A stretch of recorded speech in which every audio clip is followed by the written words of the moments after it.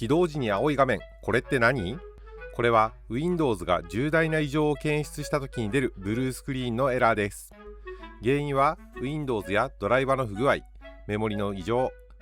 SSD やハードディスクの故障、熱や電源トラブルなど様々です。まず確認したいのは、エラーの直前に何をしたのか、毎回出るのか、停止コードが何かの3つです。たまに出るだけなら一時的な不具合のこともありますが、繰り返すようなら要注意です。無理に起動を繰り返さず、データが大切なら早めに対処することが大切です。